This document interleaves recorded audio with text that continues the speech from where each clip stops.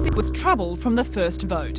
It was supposed to be a revolution in Aboriginal affairs, an attempt at self-determination that put control back into Aboriginal hands through elected representatives. But nearly 3 years later, its critics remain, and they're not all conservative or white. I think it's one of the biggest disasters in Aboriginal affairs policy in the last 40 years.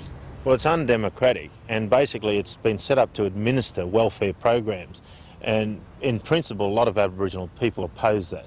It's been established for 3 years with a budget of an annual budget of $1.13 billion, and as far as I can see they've made very little inroads into effecting resolutions.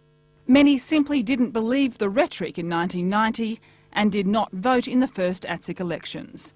Of more than 250,000 Aboriginal and Torres Strait Islanders around Australia, only 34,000 bothered to vote, about 14%. Those few elected councillors to sit on 60 regional councils around Australia, a kind of black parliament. The councils then elected their own cabinet of 17 commissioners to sit on a board with 3 other commissioners appointed by the government. The board supposedly decides how to spend more than $800 million a year. There are more Aboriginal people involved in having a say about what happens in Aboriginal affairs. It is the first time in 200 years that that has happened. But many claim that's just an illusion, and nothing has really changed from the days of the old Department of Aboriginal Affairs. The total expenditure on Aboriginal affairs around Australia is about $1.2 billion, as I understand it, in approximate terms.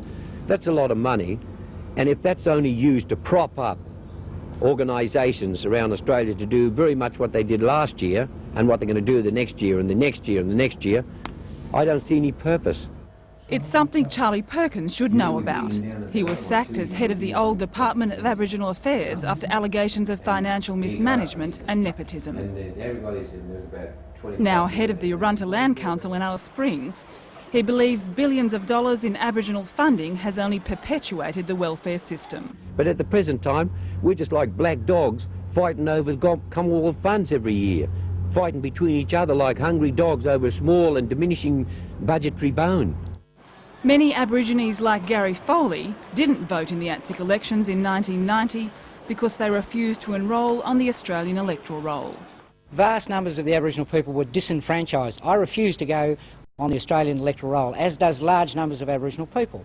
However, ironically, I was able to stand as a candidate in the recent federal elections, despite the fact that I'm not on the Australian electoral roll.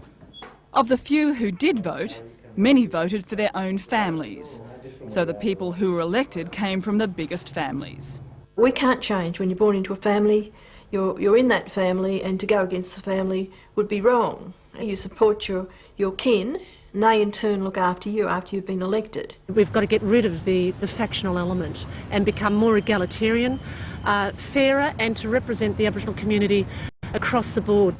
So a small, select group of voters elected a small, select group of representatives who have control over an enormous amount of money. Some very powerful groups exert an influence at the commissioners' meeting, and they can make sure that their organisation or their tribe gets more money than anybody else. The whole idea of setting up ATSIC was to give Aboriginal people control over the things they criticised non-Aboriginal people for. But many believe what they've done is replaced a white bureaucracy with a black one. We will miss the Department of Aboriginal Affairs because it does provide us with someone to blame. Well, the blame in many cases now is moved to ATSIC. ATSIC admits its bureaucracy is cumbersome and that a lot of money is used not on programs but on paying white public servants and hundreds of councillors to travel to meetings where sometimes no decisions are made. But ATSIC is reviewing its costs and it expects to cut its numbers by half. It's not the perfect solution, but it's the one that we've got now. And I see then that what we need to be doing is try to make it more effective. If a reduced number of councillors mean that it will become more effective, then we have to travel down that track. Critics like Pat O'Shane want practical solutions. Importantly, there's never been an attempt on the part of the organisation to sit down and say, we had this problem, let us say in health. We know that this is a curable problem. We know it will take us 3 years to fix it, and it will take a budget of $300,000 a year to fix it. Let's deal with that. It seems that ATSIC will continue to exist in some form, particularly now that it has the support of both the government and the opposition. But its final form is likely to change. Surely we should be looking at, is the money making any difference? It's all very well to spend taxpayers' money, but surely we should be looking at whether that money's helped people or not. And that's what ATSIC will have to show in the next 6 months.